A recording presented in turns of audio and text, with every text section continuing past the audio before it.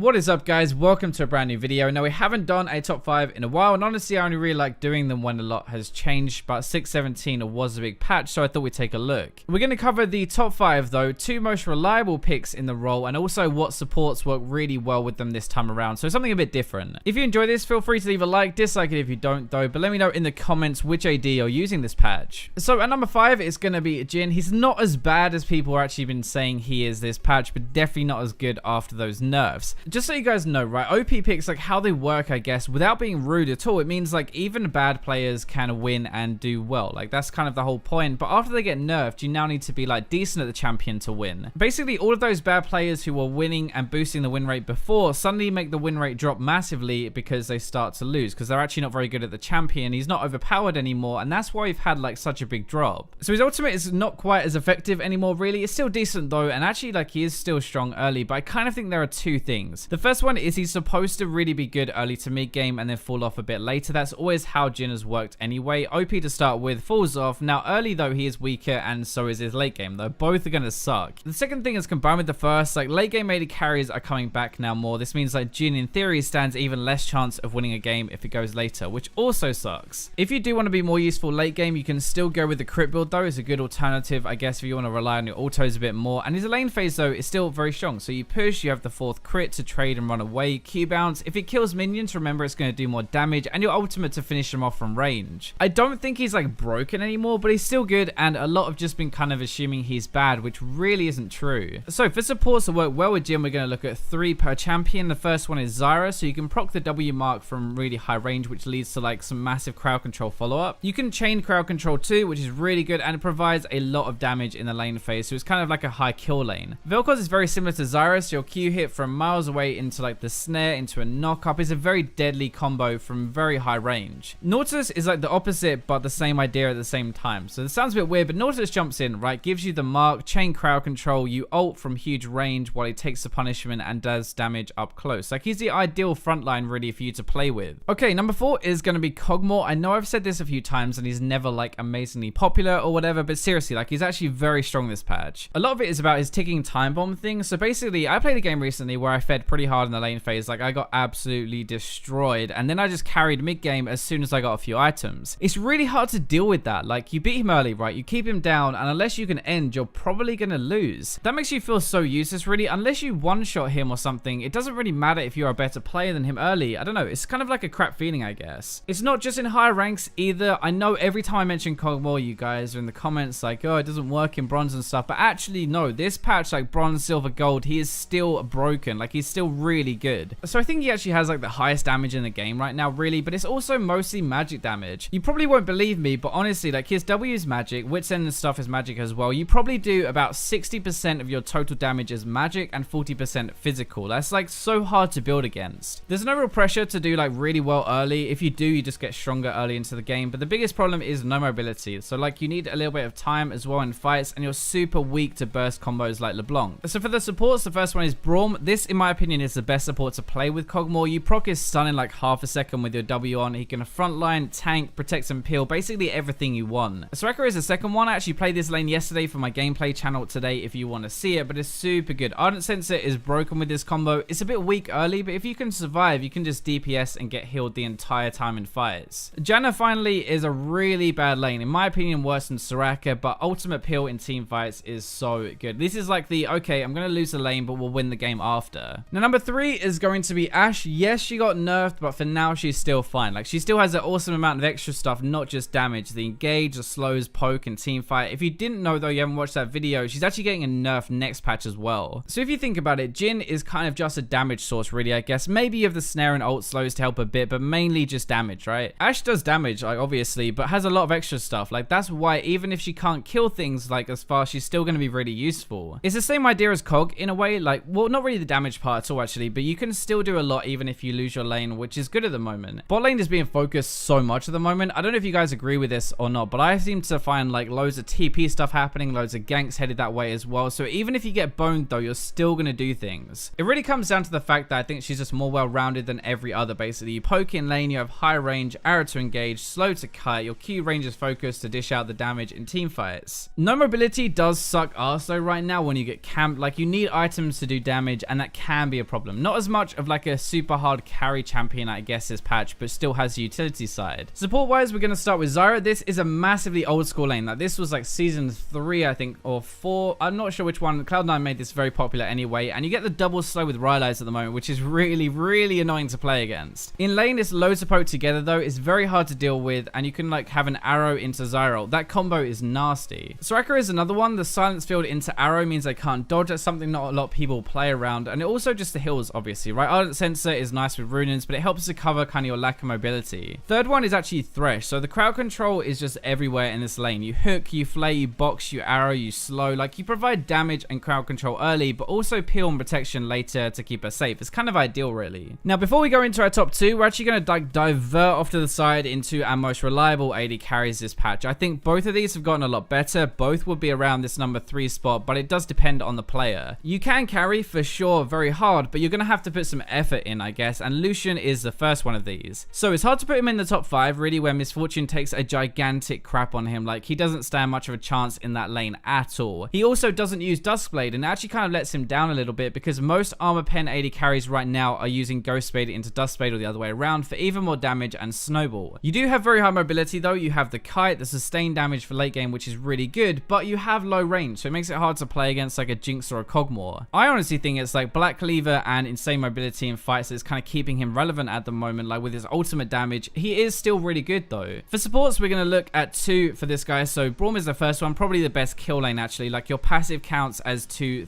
things for Braum's stun, so it's very easy to proc it. He's easy to play with this lane, effective and good at kind of every stage in the game. Sona is the other one, which is less popular, but Lucian can basically do all the work in the laner phase where Sona isn't as good, I guess. Then Sona kind of kicks in a bit more in team fights where Lucian falls down a bit. Basically, with this lane, like, you even each other's power points out. It's very balanced throughout the game. Ezreal fits into the general game at the moment really well, I think, so he's like the safest pick you can really have. There are loads of threats around like Hecarim or Yasuo or whatever, but you can dodge their main damage and be fine. So you're okay early. You have a decent mid and late game as well. Basically like the Ahri of bot lane, if you want to think of it like that. You can't really go wrong with picking Ezreal. Blue build is also very cheap, so it means he becomes like relevant quite early into the game, especially if you get that tier stacking, and I guess the new skin actually has made him immensely popular, so you'll see a lot of bad Ezreals around, but he can definitely carry quite hard if you're good with him. Now for supports, there are loads of different things to work with Ezreal because he's quite well rounded, but these are 2 of my favorites. Zyra is insane poke. This is like my go-to kill lane, I guess. It's very hard to play against these 2, and if you push actually and get people under tower, they are basically like screwed. Like, it's a very high chance to kill people here. Nami is my personal favorite. This is kind of a personal thing. I love Nami anyway, but this is one of my favorite lanes like out of any AD carry. Nami E is going to proc on your Mystic Shot, so it gives you some slow even before your Iceborne Gauntlet, bit more damage. Her bubble sets up guaranteed ultimate damage, and she provides a lot of sustain and crowd control. Okay, those are my 2 reliable ones though. Let's get back to our actual top 5 now. I guess we probably should do that. If you wanted a recap, by the way, 5 was Jhin, 4 was Kog'Maw, 3 was Ashe, and now number 2 is Miss Fortune. So she replaced like Jhin as the best kind of Korean build user, I guess, if you want to call it that, like the Duskblade procs on your Q, which is actually really dumb. So if you have Ghostblade and Duskblade together, right, and you get a Q crit like with the Duskblade, you might actually one-shot them. I mentioned her once this week, I think, already, and some people say that she just sucks and stuff, but it's really like she is the average AD crusher. It sounds kind of weird, but any AD carry who isn't super strong right now gets ruined by Miss Fortune. She can just force fights and abuse them so easily. That is why she's number 2. Against like Ashe, Kog'Maw, and Jhin, she has okay win rates, but versus almost everybody else, she's broken. The ultimate is kind of like keeping her relevant throughout the game. I will say though, mid game, I don't think she's that amazing. Like early, sure, then waiting around for a bit for like 3 items, then insane again. But if you have any form of crowd control to keep them in your ultimate, it's so easy. Support wise, we're really looking for crowd control. So the first one, Leona, like that is a crowd control we need. Ultimate into your ultimate is great, huge damage as well, very easy to get kills with her. Like, it's so simple. Nautilus, I think actually kind of right now in this patch is Leona 2.0 really. I guess more crowd control, probably more damage, and more annoying, that's for sure. Like, you can Q, ult, passive, auto just to lock them in place while Miss Fortune ultimates. Blitzcrank just plays around how strong she is early, and the damage between the 2 of them is more than enough to secure kills. That is very simple. Just hook someone and you're going to burst them. So finally, no real surprise here, Jinx is my number 1, and I do actually think she's way too overpowered, honestly. So it's almost a 20% play rate, right? But the number 1 win rate still as well. Like, those 2 together is ridiculous. She's literally replaced Jhin and Ashe. That was what they were last patch, and now she's the same problem. She's basically a hyper carry who can do really well early. That's basically it. That's why she's overpowered right now. You have good damage damage, especially with Fervor adding up so fast. Your passive, your rockets, your ultimate does more damage. Now, if you can get kills early, then you have too much damage and nobody can deal with you. Once you get ahead as well, like your passive means they can't escape you. You can mop up kills. She is still good late game and stuff, but it's actually the early part of the game that is making her have such a high win rate. How good she is at killing objectives like dragon and stuff with her minigun, tower killing